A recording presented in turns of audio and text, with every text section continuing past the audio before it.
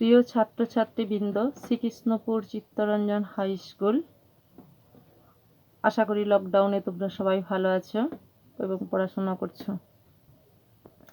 আজকে আমি এই ভিডিওটিতে সপ্তম শ্রেণীর একটি কবিতা নিয়ে আলোচনা করব। কবিতার নাম স্মৃতিচিহ্ন, কবি হলেন কামিনী রায়। কবিতাটি আলোচনা করার আগে প্রথমে আমরা কবির একটি লেখক পরিচিতি একটু জেনে নেব। বাংলা সাহিত্যে প্রখ্যাত মহিলা কবি কামিনী রায় 1864 খ্রিস্টাব্দে বরিশাল জেলার বাসন্ডা গ্রামে জন্মগ্রহণ করেন। মৃত্যুবরণ করেন 1933 খ্রিস্টাব্দে। তার পিতার নাম চণ্ডীচরণ সেন। তিনি অতি শৈশবকাল থেকে কবিতা রচনায় প্রয়াসী হন। তার প্রথম কাব্যগ্রন্থ আলো ও ছায়া মাত্র 15 বছর বয়সে প্রকাশিত হয়। তিনি বেথুন কলেজ থেকে সংস্কৃতে বিএ পাশ করে ওই কলেজেই শিক্ষাব্রতির কাজে আত্মনিয়োগ করেন। তার উল্লেখযোগ্য কাব্যগ্রন্থগুলি হল পৌরাণিকী, দীপ ও ধূপ, জীবনপথে, মাল্য ও নির্মাল্য, অশোক সঙ্গীত প্রভৃতি। কলকাতা বিশ্ববিদ্যালয় থেকে তিনি জগত্তারিণী স্বর্ণপদক লাভ করেন। আমাদের আলোচ্য কবিতা স্মৃতিচিহ্ন কামিনী রায়ের মূল কাব্যগ্রন্থ আলো ছায়া থেকে নেওয়া হয়েছে। স্মৃতিচিহ্ন কামিনী রায়। স্মৃতিচিহ্ন কবিতায় স্মৃতিকে কবি বিশেষভাবে উপস্থাপন করেছেন। স্মৃতি হল অতীতের রোমন্থন। যে স্মৃতি সুখস্মৃতি তা চিরন্তন, আর দুঃখাবহ তা ক্ষণিকের। এবার কবিতার আলোচনায় আমরা প্রবেশ করব।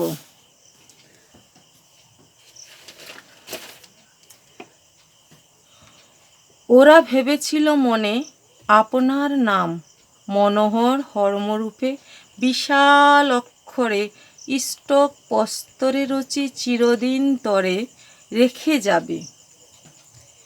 আপনার বলতে কি না নিজের, মনোহর বলতে সুন্দর,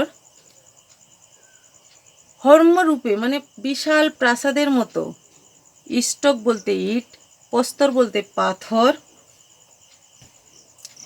ওরা ভেবেছিল মনে আপনার নাম। ওরা বলতে কারা?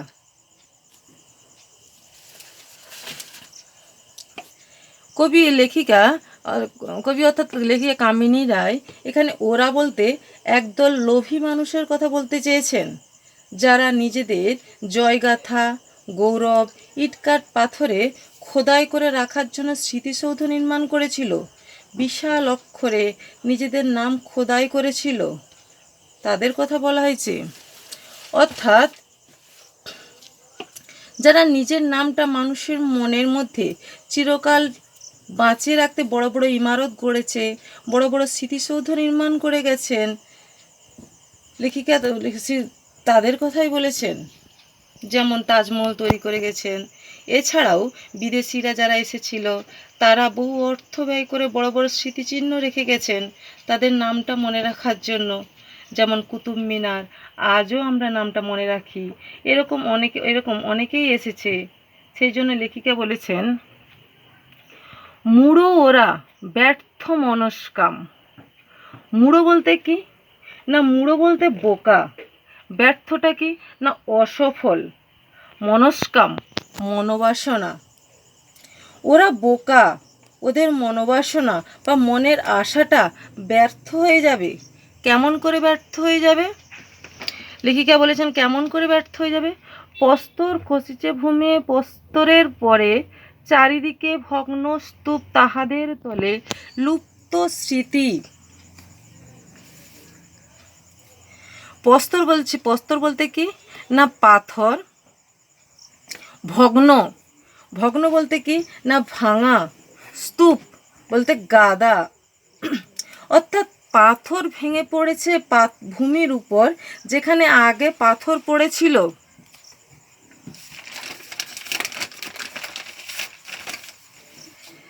সেই পাথরের উপর আবার পাথর পড়েছে। চারিদিকে ভগ্নস্তূপ, অর্থাৎ সেটা ভেঙে ভগ্নস্তূপে পরিণত হয়েছে। যে নামগুলি আর বোঝা যায় না, অর্থাৎ তাদের স্মৃতি লুপ্ত হয়ে গেছে, হারিয়ে গেছে, হারিয়ে যাওয়ার কথা, কারণ প্রস্তরখণ্ডের নাম চিরকাল থাকে না। যেমন ভূমিকম্প হতে পারে বা তার একটা ক্ষয় হতে পারে, আস্তে আস্তে ক্ষয়ে ক্ষয়ে লুপ্ত হয়ে যায়।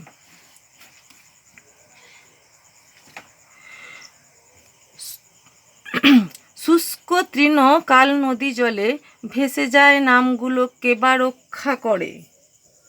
শুষ্ক, শুষ্ক বলতে কি না শুকনো, তৃণ বলতে কি না ঘাস, কাল বলতে সময়। সেই সময়ের মধ্যে কোনো এক সময়ে শুষ্ক তৃণের মতো বা ঘাসের মতো নদীর জলে ভেসে যায় সেই নামগুলো, নামের ভাঙা ভাঙা অংশগুলো। এখানে লেখিকা কল্পনা করেছেন শুষ্ক ঘাসের মতো ভেসে যায়, কে বা রক্ষা করে। সত্যিই তো, রক্ষা করবার মতো কেউ আর থাকে না। যিনি নামটা খোদাই করে গেছেন তিনি হয়তো আগেই পৃথিবী ছেড়ে চলে গেছেন।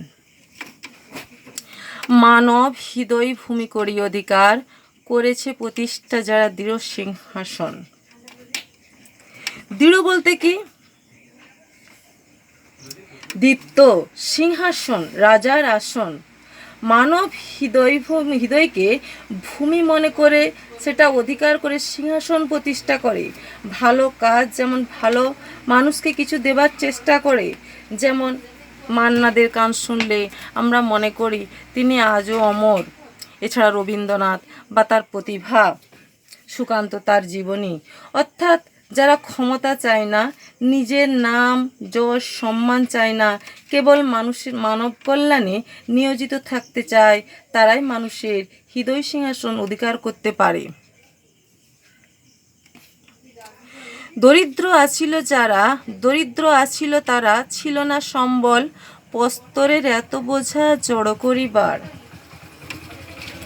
সমাজের দুঃখী, দরিদ্র, অসহায় ও সহায় সম্বলহীন মানুষগুলো পাথরের নাম খোদাই করার মতো সামর্থ্য হয়তো তাদের থাকে না, কিন্তু তারা ভালো কাজের জন্য মানুষের ভালোবাসা পায়। তাদের রাজত্ব হের অক্ষুণ্ণ কেমন, কালো স্রোতে ধৌত নাম নিত্য সমুজ্জ্বল। রাজত্ব বলতে রাজার শাসনকালকে বোঝায়। হের বলতে দেখো, অক্ষুণ্ণ, ক্ষুণ্ণ হয়নি এমন, ধৌত ধোয়া,